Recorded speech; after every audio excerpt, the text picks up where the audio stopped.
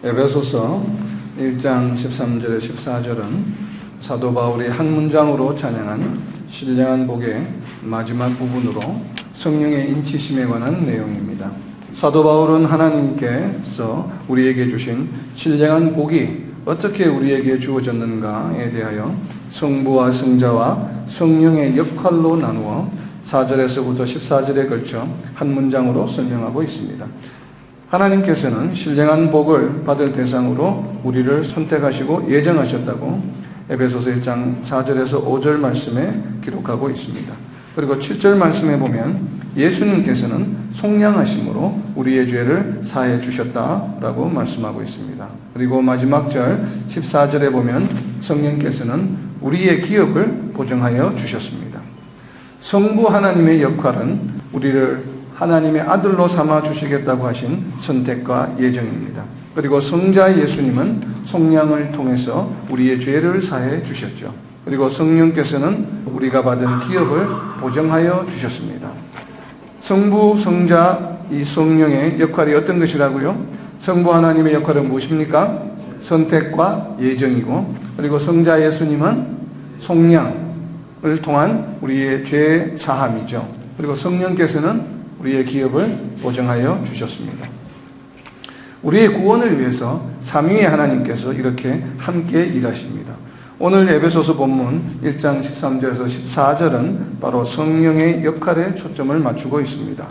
13절에서는 어떻게 성령께서 역사하시는지에 대해서 설명하고 있습니다. 13절 전반부에 보면 두 개의 키워드가 있습니다. 바로 진리의 말씀 그리고 믿음이라고 하는 단어가 있습니다. 진리의 말씀은 무엇이겠습니까? 당연히 하나님의 말씀이겠지만 13절에서는 이 진리의 말씀을 특별히 구원의 복음이다 라고 특정하고 있습니다. 진리의 말씀이 뭐라고요? 보면 구원의 복음이죠. 복음은 어떤 의미를 포함하고 있습니까? 이 복음이라고 하는 헬라어 단어는 유안겔리온이라고 하는 단어인데 좋은 소식을 의미합니다.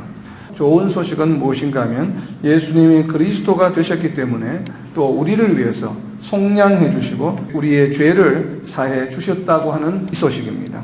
그래서 이 복음을 무엇이라고 지금 본문에서는 13절에서 이야기하고 있습니까?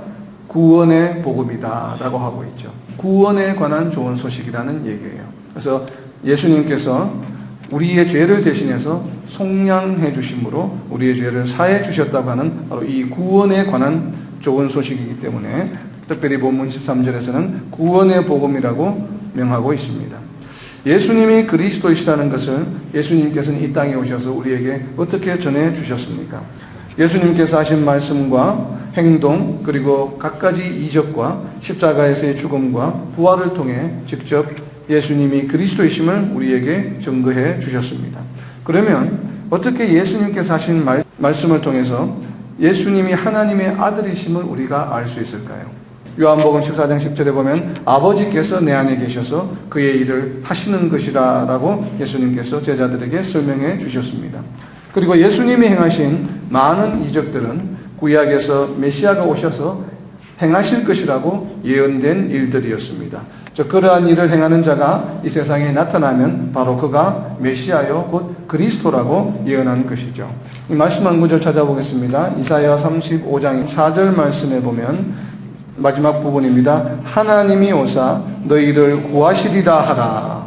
하나님이 오시는 때를 말하죠. 그래서 이어지는 5절에 보면 바로 뭐예요? 그때에, 이 그때는 언제예요? 하나님이 너희를 구하시러 오는 때에는 어떠한 일이 일어나는가 하면 맹인의 눈이 밝을 것이며 못 듣는 사람의 귀가 열릴 것이며 그때에 저는 자는 사슴같이 뛸 것이며 말 못하는 자는 혀는 노래하리니 이렇게 된다는 거예요.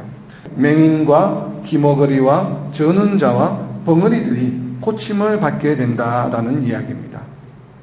이것은 물론 이 당시에서는 유다 민족이 바벨론 포로를 갔다가 다시 회복되는 시점을 말합니다. 이 단기적으로는. 그러나 이 말씀은 또 우리가 구속사적으로 볼 때는 예수님이 이 땅에 오셔서 우리를 구원해 주시는 때를 또 예표하고 있죠. 맹인과 귀머거리와 저는 자와 벙어리들이 고침을 받을 것이다. 이러한 현상들이 사회에 나타나면 뭐예요? 바로 그것을 행하시는 분이 하나님이시다라고 하는 것이에요. 메시아다라고 하는 것이죠.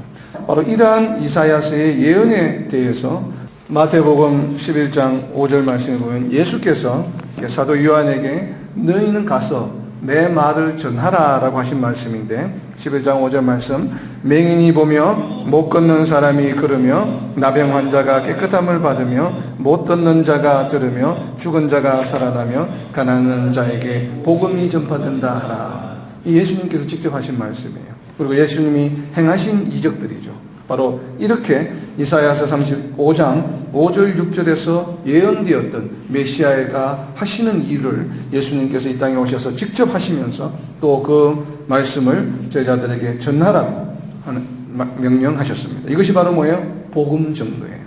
이렇게 예수님은 말씀을 전파하시는 것뿐만 아니라 구약에서 예언된 이적들을 직접 보여주심으로써 스스로 그리스도이심을 나타내셨습니다. 이외에도 예수님에 대한 예표와 예언은 구약에 너무나도 많습니다. 그리고 이러한 모든 것들이 성취되었다. 예수님이 오심으로 그리스도로서 성취되었다는 것을 기록한 것이 바로 뭡니까? 바로 복음서이죠. 복음서가 네 권인 이유는 바로 이렇게 구약에서 예수님에 대해서 메시아에 대해서 네 가지 측면에서 예언되었기 때문입니다. 이사야서 4장 2절에 보면 메시아는 하나님의 가지 branch of God 하나님의 아들로서 오실 것이다. 바로 이 내용에 대해서 증거한 것이 요한복음이죠. 그리고 예레미야서 23장 5절에 보면 the branch of David 데이빗의 가지로 올 것이다. 즉 메시아는 왕의 모습으로 오실 것이다 라는 것을 증언하는 것이 바로 마태복음서입니다. 그리고 스가랴서 3장 8절에 보면 내 종 하나님의 종으로 메시아가 올 것이라고 하는 이 예언의 말씀이 성취된 것이 바로 마가복음입니다. 그리고 스가랴서 6장 12절에 보면 싹이라는 이름의 사람이 올 것이다. 사람의 모습으로 싹이라는 이름을 가진 사람으로 오실 것이다 라고 하는 것이 성취된 것이 바로 누가복음서이죠. 구약에서 메시아에 대해서 예언되었던 모습들이 예수님이 오심으로 모두가 다 성취되었다는 것을 사복음서에서 기록하고 있습니다. 오늘 성령의 역사의 첫 번째 단계에서 두 번째 키워드는 바로 믿음입니다. 믿음으로 번역된 단어, 이 헬라어는 피스투오라고 하는 단어인데 15절에 있는 피스터스의 동사형입니다. 동사형 단어를 보면 우리가 단순히 무엇을 믿는다라고 하는 것이 구체적으로 어떻게 진행이 되는가를 좀 설명하고 있습니다. 이 피스투오라고 하는 단어는 무언가를 생각하는 것을 말해요. 그러니까 to think, 무언가를 생각하는데 이 무언가를 생각함으로 해서 우리가 어떻게 되냐면 우리가 진리가 되는 것입니다. To be true, 우리가 진리가 된다는 것이에요. 근데 이렇게 되는 과정이 어떻게 되냐면 우리의 의지나 우리의 노력이나 우리의 지식이나 지혜로 되는 것이 아니라 무언가에 의해서 우리가 설득당한다라는 것이에요. 그래서 to be persuaded of, 무언가에 의해서 설득이 되어서 우리가 진리가 된다라고 하는 것이 믿는다라고 하는 피스투오라고 하는 헬라어 단어입니다.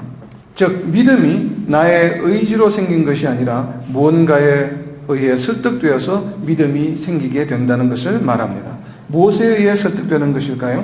에베소서 1장 8절에 보면 우리에게 무엇을 은혜로 주셨습니까? 지혜와 총명을 주셨죠. 지혜와 총명에 의해서 무언가 들은 내용들을 우리가 인정하게 되는 것입니다. 그런데 이렇게 믿음이 생기기 위해서는 필요한 전 단계가 있죠. 1장 13절 말씀에 보면 믿음의 전 단계에 뭐가 있습니까? 에베소서 1장 13절에 보면 구원의 복음을 듣고 구원의 말씀을 들어야 돼요. 믿기 전에. 그래서 믿음의 전 단계는 바로 들음이라고 하는 것이 있습니다. 그래서 바울 사도는 로마서에서 이를 강조하고 있습니다. 로마서 10장 17절 말씀에 보면 믿음은 들음에서 나며 들음은 그리스도의 말씀으로 말미암았느니라. 이렇게 진리의 말씀, 곧 구원의 복음을 듣고 믿으면 그 다음 단계는 어떤 일이 일어날까요? 이 13절 후반부에 보면 성령으로 인쳐 주신다라고 이야기하고 있습니다. 성령으로 인치심을 받는다는 것은 어떤 의미겠습니까? 이 인치심이라고 하는 단어는 헬라어로 스프라기조라고 하는 단어인데 우리가 단순히 이렇게 도장을 찍는 것을 의미하는 것이 아니에요.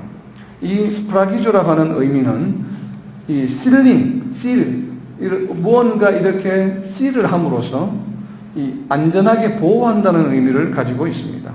그래서 이 스프라기조라는 단어가 27번 KJV 버전에 사용되고 있는데, 프라기조라는 단어가 사용되고 있는 다른 성경 구절을 보면 우리가 이게 인을 친다고 하는 그 뜻이 어떤 경우에 사용되는지를 정확하게 알 수가 있습니다. 가장 대표적인 구절이 바로 요한계시록 7장 3절에 있습니다. 요한계시록 7장 3절에 보면 하나님의 종들의 이마에 인치기까지 너희는 해하지 말라라고 하는 문장이 있죠. 14만 4천 명을 인치는 장면에서 사용되고 있죠. 왜 인을 쳐주셨습니까? 바로 환난으로부터 보호하기 위함이었죠. 이는 구약에서 6월절에 문설주의 피를 바름으로 하나님께서 내리신 재앙으로부터 보호를 받은 것과 같은 것입니다. 이와 같이 에베소서 1장 13절에 말씀하고 있는 인을 친다고 하는 것은 우리의 안전을 위해서 보호한다는 의미를 가지고 있습니다. 그러면 무엇으로부터 보호이겠습니까? 바로 사탄으로부터의 보호이죠. 그리고 하나님의 심판으로부터의 보호이죠. 왜 하나님께서는 성령으로 굳이 우리에게 인을 쳐주셨겠습니까? 이는 바로 우리의 연약함 때문입니다. 아담을 창조하신 이후에 하나님의 백성들은 끊임없이 하나님을 배역했습니다. 이제 이러한 배역이 다시는 반복되지 않도록 우리를 지켜주기 위함이죠. 이를 위해 하나님께서는 미리 예레미야 선지자를 통해서 바로 이러한 인치심을 약속해 주셨습니다. 예레미야서 31장 33절 말씀에 보면 나의 법을 그들의 속에 두며 그들의 마음에 기록하여, 이전에 모세에게 주셨던 돌판에 새겨진 율법이 아니라 이제는 뭐예요? 눈에 보이지 않지만 우리의 백성들의 마음에 하나님의 이 율법을 새겨주겠다라고 말씀하셨습니다. 이것이 바로 인치심이에요. 이렇게 우리의 마음속에 하나님의 법을 기록하여 주신 이유는 무엇입니까? 예레미야서 31장 33절 후반부에 보면 나는 그들의 하나님이 되고 그들은 내 백성이 될 것이라. 그러니까 하나님께서 우리를 한번 선택하셔서 하나님의 백성으로 삼아주신 다음에는 다시는 뭐예요? 하나님의 백성의 자격을 잃어버리지 않도록 하기 위해서 이제는 돌판에 율법을 새겨주는 것이 아니라 우리의 마음에 하나님의 법을 새겨줌으로 인해서 다시는 하나님을 배역하는 일이 재발하지 않도록 하시겠다고 하신 바로 언약을 하신 것입니다. 이와 같은 역할을 하는 성령을 에베소서 1장 13절에서는 무슨 성령이라고 부르고 있습니까? 예레미야에서 이렇게 언약해 주셨기 때문에 이 언약에 따라서 성령을 우리에게 보내주셨죠. 그래서 1장 13절에서는 성령을 무슨 성령이라고 부르고 있어요? 약속의 성령이라 칭하시고 있는 이유입니다. 이는 성령에 대한 새로운 이름이죠. 왜냐하면 이사야서 11장 2절에 보면 하나님의 영을, 성령을 7가지로 표현하고 있죠. 하나님의 영, 지혜의 영, 총명의 영, 모략의 영, 재능의 영, 지식의 영, 여호와를 경외하는 영이다 라고 이렇게 성령을 표현하고 있습니다. 이에 더불어서 에베소서 1장 13절에서는 예레미야의 31장 33절에서 약속해 주셨던 우리 마음에 법을 새기고자 하는 그 역할을 담당하시는 분이 누구예요? 바로 성령이시다라고 하는 것이죠. 그래서 바울 사도는 이러한 성령을 약속의 성령이라 칭하고 있는 것입니다.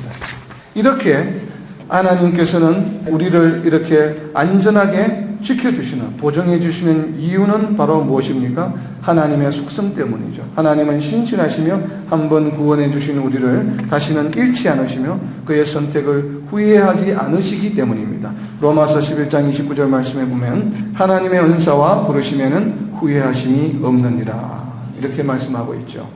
그렇다면 구체적으로 성령은 언제 어떻게 우리를 지켜주시겠습니까? 예수님께서 보내주셔서 보혜사 성령께서 오셨는데 이제는 성령과 우리 각 개인이 어떻게 교제를 하면서 이 성령의 역사가 이루어지는 것일까요? 가장 먼저 첫 번째 단계는 무엇인가 하면 성령께서는 먼저 우리를 거듭나게 인도하십니다. 요한복음 3장 5절에 보면 바리새인 니고데모가 예수님에게 어떻게 하면 거듭날 수 있습니까? 라고 하는 질문에 예수님께서 답을 해주신 구절이 바로 요한복음 3장 5절 말씀입니다. 예수님께서는 물과 성령으로 나지 아니하면 하나님의 나라에 들어갈 수 없느니라. 그러니까 우리가 천국 백성이 될 수 있는 조건은 뭐냐면 물과 성령으로 거듭나야만 한다고 예수님께서는 설명하십니다. 그러면 성령으로 우리가 거듭나는 과정은 구체적으로 어떻게 될까요? 그것은 성령께서 우리로 하여금 예수님을 알 수 있도록 증거하여 주시기 때문입니다. 우리가 구원을 받기 위해서는 가장 먼저 뭐예요? 예수님이 그리스도이심을 알아야 되죠. 그것을 모르고서는 구원이 진행될 수가 없지 않습니까? 우리가 어떻게 하면 예수님이 그리스도이심을 알 수 있게 되냐 하면 요한복음 15장 26절 말씀에 보면 진리의 성령이 오실 때에 그가 나를 증언하실 것이요. 성령이 누구를 증언하신다고요? 성령이 예수님을 증언하신다는 거예요. 그러니까 성령의 역할 중에 가장 첫 번째가 뭐냐 하면 우리 각자에게 성령께서 찾아오셔서 예수님이 그리스도이심을 우리에게 증언해 주신다라고 하는 말씀입니다. 그러면 각 개인들은 바로 이 성령께서 증언해 주시는 이 증언을 받아들여서 우리가 회개하고 세례를 받고 죄사함을 받음으로 구원에 이르게 되죠. 그러면 성령께서 이렇게 증언해 주실 때에 우리는 어떻게 하면 이것을 인지하고 또 우리가 믿을 수 있게 될까요? 바로 에베소서 1장 8절에 있는 하나님께서 우리에게 주신 은혜로 주신 뭐예요? 지혜와 총명으로 성령께서 증언해 주시는 이 내용들을 듣고서 이해하고 깨닫고 믿게 되는 것이죠. 바로 그렇게 되므로 우리는 세례를 받게 되고 죄사함을 받게 됩니다. 그러면 우리가 죄사함을 받게 되면 세례를 받고 난 다음에는 이미 이제 우리가 구원받은 존재가 되었습니다. 이 이후에는 그러면 성령께서는 또 어떻게 우리와 교제를 하실까요? 사도행전 2장 28절에 보면 우리가 세례를 받음으로 성령을 우리가 선물로 받는다라고 말씀하십니다. 우리가 성령을 선물로 받았다라고 하는 것은 어떤 의미입니까? 그리고 또 다른 성경 구절에 보면 성령이 우리 안에 내주하신다라고 말씀하시는데 이 성령이 우리 안에 내주하신다라고 하는 것을 바울 사도는 갈라디아서 3장 27절 말씀에 우리가 그리스도의 옷을 입었다라고 표현하고 있습니다. 우리가 예전에는 세상의 옷을 입고 살아갔지만 우리가 세례를 받고 구원을 받고 나서는 이제는 뭐예요? 세상의 옷을 벗어버리고 그리스도의 옷을 입고 있다라고 표현하고 있는 것이죠. 우리가 이렇게 그리스도의 옷을 입고서 그리고 우리가 성령 안에서 하나님이 거하실 만한 처소가 되기 위해서 함께 지어져 가는 것이 바로 성령의 역사입니다. 바로 이 말씀을 에베소서 2장 22절에 보면 우리는 성령 안에서 하나님이 거하실 만한 처소가 되기 위하여 함께 지어져 간다라고 말씀하고 있습니다. 이것이 성령 사역이에요. 성령의 첫 번째 사역은 무엇이었습니까? 우리로 하여금 예수님이 그리스도임을 깨달을 수 있게끔 그것을 증거해 주시고 또 고백하고 세례받고 구원받고 나서는 거기서 또 성령의 역할이 멈춰지는 것이 아니라 계속해서 성령이 우리에게 내주하시면서 우리에게 그리스도의 옷을 입혀주시고 또 우리와 함께 뭘 하신다고요? 우리가 하나님이 거하실 만한 처소가 될 수 있도록 계속 성령께서 우리와 함께 일하신다라고 하는 것이죠. 그럼 구체적으로 우리가 성령 안에서 하나님이 거하실 만한 처소가 되기 위해 함께 지어져 간다고 하는 이 과정에서 성령께서는 구체적으로 그럼 어떤 역할을 하실까요? 보면은 우리가 어떻게 지어져 갑니까? 우리는 삶을 살아가는 동안에 너무나도 많은 유혹과 시험을 만나게 됩니다. 왜냐하면 사탄은 우리가 하나님께 가까이 가려 하면 할수록 또 우리를 하나님으로부터 떼어놓으려고 하기 때문입니다. 때로는 경제적인 어려움으로 때로는 인간적인 관계를 통해서 끊임없이 하나님과의 관계가 멀어지게 하려고 공격합니다. 그래서 때로는 낭망하고 좌절하며 기도조차도 할 수 없을 정도로 우리는 공격을 받게 될 때가 있습니다. 하지만 성령께서는 어떻게 하십니까? 이러한 우리의 연약함을 도우시며 로마서 8장 27절 말씀입니다. 우리가 마땅히 기도할 바를 알지 못할 때 오직 성령이 말할 수 없는 탄식으로 우리를 위하여 친히 간구하신다라고 말씀하십니다. 우리가 그리스도의 옷을 입은 다음에 우리가 성령 안에서 하나님이 거하실 만한 처소로 지어져 가는데 또 첫 번째 성령님께서의 역할은 무엇이에요? 우리를 위해서 기도해 주신다고 하는 것이에요. 비록 우리가 기도할 바를 알지 못할 때에도 성령께서는 우리를 위해서 대신해서 기도해 주십니다. 그리고 또 우리가 기도할 때 어때요? 우리의 기도를 인도해 주시기도 하시죠.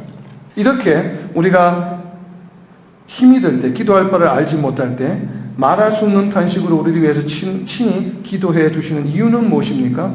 바로 사탄으로부터 우리를 지키시며 또한 하나님께서 선택하신 우리가 하나님의 자녀임을 세상 사람들에게 보여주시기 위함이죠. 로마서 8장 16절입니다. 성령께서 하시는 또 다른 한 역할은 무엇인가 하면 성령이 친히 우리의 영과 더불어 우리가 하나님의 자녀인 것을 증언하신다라고 이야기하십니다. 성령의 첫 번째 역할은 무엇이었습니까? 우리를 위해서 기도해 주시고, 두 번째는 우리의 영과 더불어 우리가 하나님의 자녀인 것을 세상을 향하여 증언하신다라고 말씀하십니다. 이것은 무슨 말일까요? 이런 경험들이 많죠. 누군가를 미워하는 마음이 있을 때, 또 언제 갑자기 어느 날 또 그 미워하는 자를 내가 다 잊어버리고 사랑해야지라고 하는 마음이 들 때가 있죠. 이것은 누구의 마음입니까? 성령님의 마음이죠. 그것은 나의 생각이나 나의 마음이 아니에요. 누군가를 사랑해야지, 미워하는 자를 용서하고 사랑해야지 하는 것은 바로 뭐예요? 성령님께서 우리에게 지금 콜링 하시는 거예요. 우리를 부르시는 거예요. 야, 누구야? 이젠 네가 미워하는 자를 우리가 사랑하자라고 성령께서 우리에게 우리를 지금 인도하시는 거예요. 누군가를 미워하는 자를 이제는 더 이상 미워하지 말고 용서하고 사랑하자라고 하죠. 그럼 우리의 답은 어때요? 그 순간에 대부분 그렇게 해야지라고 마음을 먹죠. 그런데 시간이 흐르고 또 며칠이 지나면 어때요? 내가 미워할 만한 이유가 있어. 분명히 얘는 이걸 잘못했기 때문에 당연히 미워해야 돼. 이런 마음이 슬금슬금 솟아오르죠. 이거는 누구의 마음이에요? 나의 마음이에요. 정욕이 있는 우리의 마음이에요. 그러면 우리는 성령께서 우리의 영과 친히 더불어 함께 일하신다고 할 때는 우리는 어떻게 해야 됩니까? 우리의 마음에 귀를 기울이고 마음이 이야기하는 대로 행동해야 됩니까? 성령께서 말하시는 대로 행동해야 됩니까? 성령께서 말하는 대로 행동을 취해야 되죠. 그것이 바로 우리의 영과 성령께서 함께 일하신다고 하는 거예요. 우리가 미워하려고 하는 이유를 찾을 때마다 뭐예요? 그 마음을 즉시 물리쳐야 돼요. 즉시 잊어버려야 된다는 거죠. 생각조차도 하지 말아야 되는 거예요. 그러면 뭐예요? 누군가를 사랑해야지라고 하는 이 성령의 인도하심이 나의 말과 나의 행동을 주관하게 되죠. 이끌어 나가시게 된다는 거예요. 이것이 바로 우리가 그리스도의 옷을 입었다라고 표현하는 것입니다. 그런데 만약에 우리가 그렇게 따라가지 아니하고 이유를 찾아서 나는 미워해야 돼 라고 하는 것은 뭐예요? 이미 그리스도의 옷을 벗는 행위가 되죠. 그래서 그리스도의 옷을 입었다라고 하는 것은 바로 이렇게 성령이 우리에게 말씀하실 때 바로 그 말씀에 전적으로 순종하며 그것과 다른 생각이 떠오를 때마다 뭐 해야 돼요? 무시하고 버려야 돼요. 생각조차도 하지 마요.